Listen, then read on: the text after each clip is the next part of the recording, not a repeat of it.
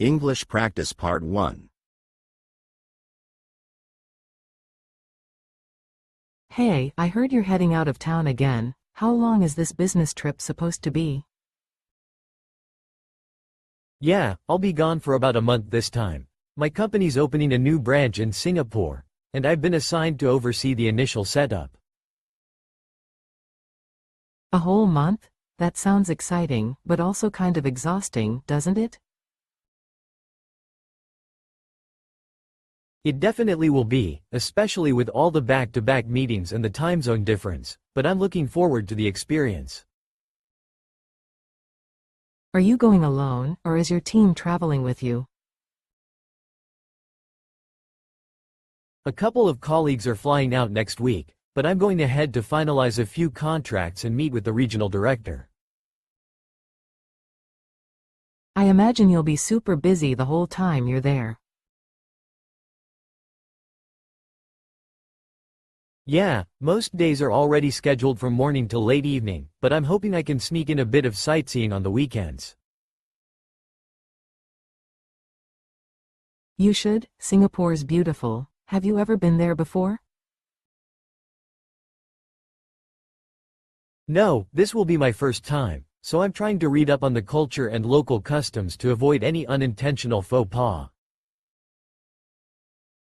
That's smart. Do you get a chance to come home at all during the trip? Unfortunately not. It's back-to-back commitments, and flying home would just be too costly and time-consuming for a short break. Wow, a whole month away from home. That must be tough on your family. It is, especially on my kids. I've already set up weekly video calls with them though, and I promised to bring back some cool souvenirs. That's sweet of you. Do you at least get some sort of bonus for all this travel? There's a travel allowance, and depending on how well the launch goes, I might be eligible for a performance bonus at the end of the quarter. That sounds fair, but still, don't forget to take care of yourself while you're over there. Trust me, I'm packing vitamins, comfortable shoes, and probably way too much coffee. Sounds like you're preparing for a marathon, not a business trip. Honestly, it kind of feels like one. But I'm hoping this project opens more doors for me down the line. It probably will. I mean, international experience always looks great on a resume. Exactly. Plus, I think it'll help me grow both professionally and personally. Will you be staying in one hotel the whole time, or moving around? Mostly one hotel near the office, but there's a 3-day site visit to Malaysia during the third week, so I'll be bouncing around a bit. Oh wow, that adds even more adventure to your schedule. Yeah, I'm kind of nervous, but also pretty excited. It's a big responsibility. I can tell you're ready for it though. You've always been the guy who rises to the occasion. Thanks, that means a lot. I just hope everything goes smoothly and the team vibes well with the new staff over there. You'll make it work. You always do. Just remember to check in with us from time to time. We'll miss having you around. I will, for sure. I'll send updates whenever I can and maybe some photos too. Safe travel, Jake. Go make it count. Thanks, Amanda. I'll see you in a month. With stories to tell, I promise.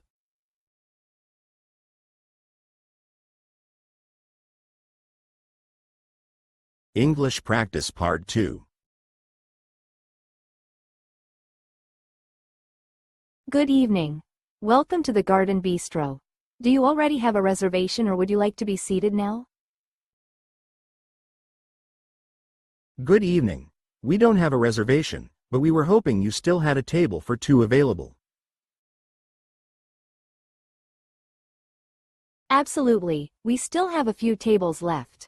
Please follow me. I'll take you to a nice spot by the window. Wow, this is perfect. I love how cozy the lighting is. Thank you. You're welcome. Here's your menu.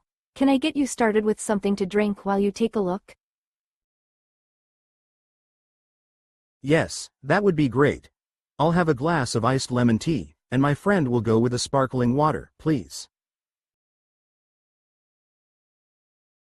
Got it. 1 iced lemon tea and 1 sparkling water coming right up. I'll give you a few minutes to look over the menu. A few minutes later.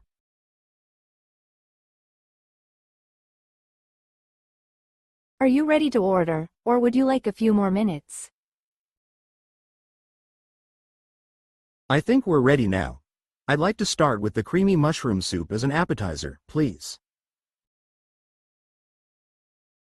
And I'll have the Caesar salad to start. Could you please ask the kitchen to leave out the croutons? I'm avoiding gluten. Certainly. 1 mushroom soup and 1 gluten-free Caesar salad. And for your main course? For the main dish, I'll go with the grilled salmon, but can I substitute the mashed potatoes with sautéed vegetables instead? Of course, that's not a problem at all. Grilled salmon with sautéed vegetables instead of mashed potatoes. I'll try the chicken parmesan. Does that come with a side dish? Yes, it comes with a choice of pasta or a side salad. Would you prefer one over the other? I think I'll go with the side salad, but could I get the dressing on the side? Absolutely. Chicken parmesan with a side salad. Dressing on the side. Anything else for now? I think we're good for now, but could we also get a basket of breadsticks while we wait? Certainly, I'll bring those out right away along with your drinks. A few minutes later.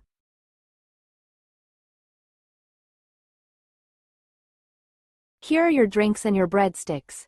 Your appetizers should be out shortly. Thank you. Everything smells amazing already. After the appetizers.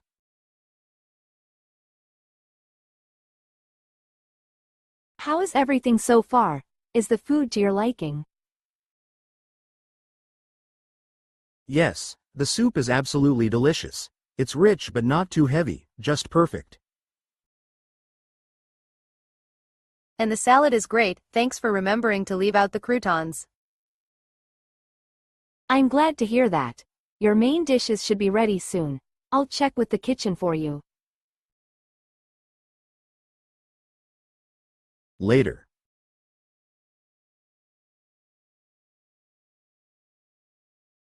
Here we are, grilled salmon with sautéed vegetables, and the chicken parmesan with the side salad. This looks amazing. I really appreciate the substitution. Thank you again. Wow, the chicken looks perfectly cooked. I can't wait to dig in. Enjoy your meal, and please don't hesitate to let me know if you need anything else.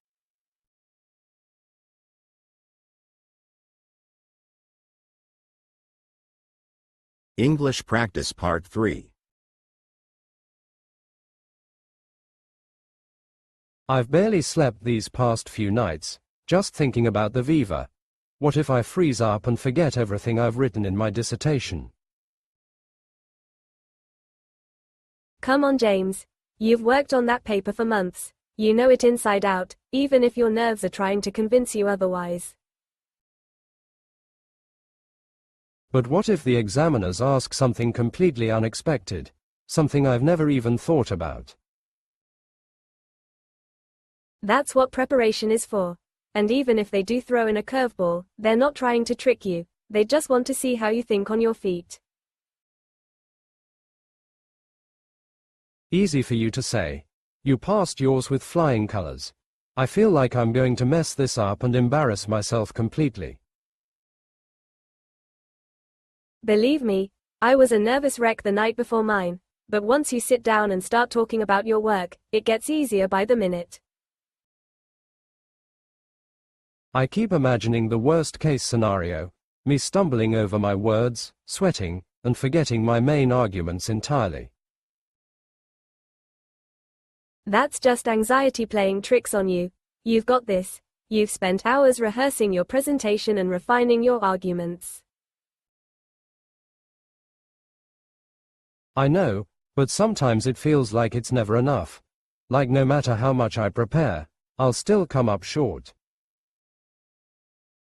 You're not expected to be perfect. It's a discussion, not an interrogation. They're there to assess your understanding, not to scare you. I suppose that makes sense. Still, I keep second-guessing everything I've written, wondering if I've missed something critical.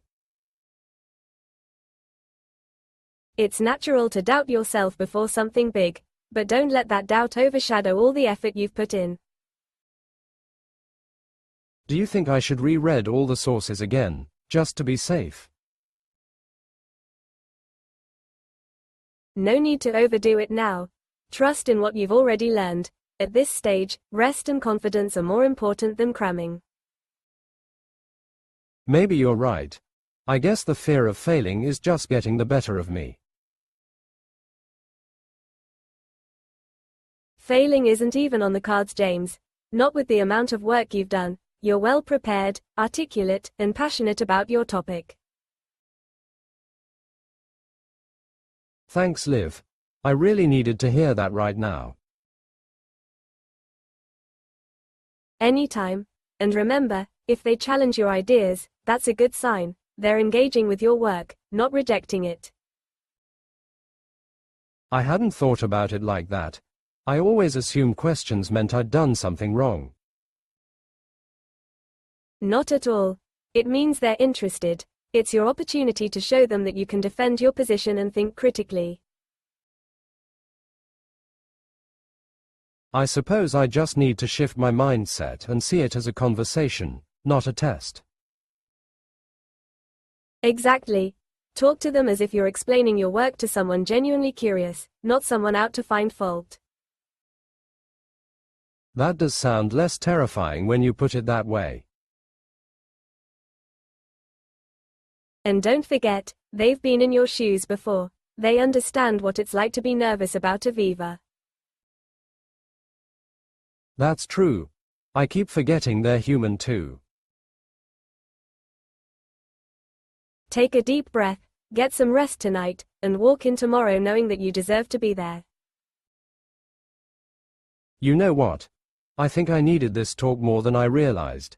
I'm feeling a bit calmer already. That's what friends are for. You've got this, James. Just go in there and show them what you're made of. I'll do my best. And thanks again, for everything. Anytime. Now go have a cuppa and stop worrying for tonight.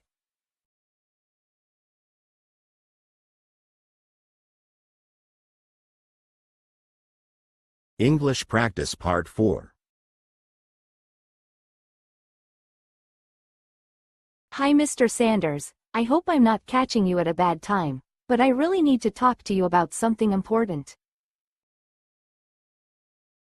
Of course, Jamie. Come in, have a seat. What's going on? Well, for the past few days, I've been feeling really under the weather, persistent fatigue, headaches, and now I've started to develop a fever. That doesn't sound good at all. Have you seen a doctor yet? Not yet, sir. I was planning to go today after work, but honestly, I think I might need to take a few days off to rest and get properly checked out. Absolutely, your health comes first. You don't need to push yourself when your body is clearly telling you to slow down. Thank you for understanding. I hate to ask for time off during such a busy period, but I don't want to risk making things worse, or spreading anything to the team. You're doing the responsible thing, and I appreciate your honesty. How many days do you think you'll need? I'm hoping 2 or 3 days will be enough, depending on what the doctor says. I'll keep you updated, of course. Take as much time as you need. Don't worry about the workload. We'll redistribute it for now. Your well-being is more important. I can't thank you enough, sir. I was honestly worried about bringing this up. You never need to hesitate when it comes to your health. Besides, you've always been a dedicated worker. This is the least we can do. That really means a lot. I've been under a lot of stress lately, and I think my body's just had enough. That's completely understandable. And you know what? I'd like to offer some help with your medical expenses too. Wait, really? I wasn't expecting that at all. Yes. The company has an emergency health fund for situations like this, and you qualify. We'll cover the cost of your consultation and any prescriptions. I'm honestly speechless. That's incredibly generous of you. Thank you so much. You've earned it. You've gone above and beyond on so many projects, and we take care of our own here. I feel so lucky to be part of a company that truly looks after its employees like this. That's the culture we're trying to build. Just focus on getting better, and don't worry about work for now.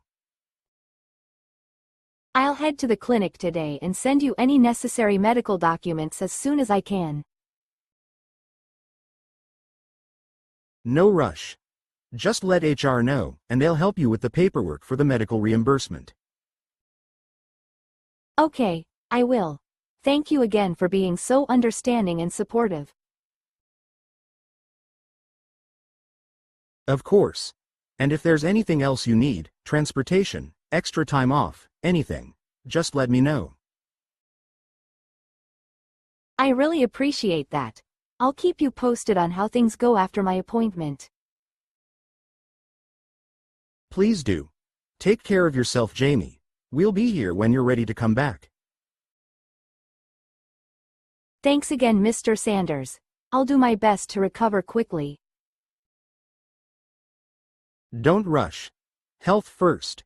We'll hold down the fort until you're back.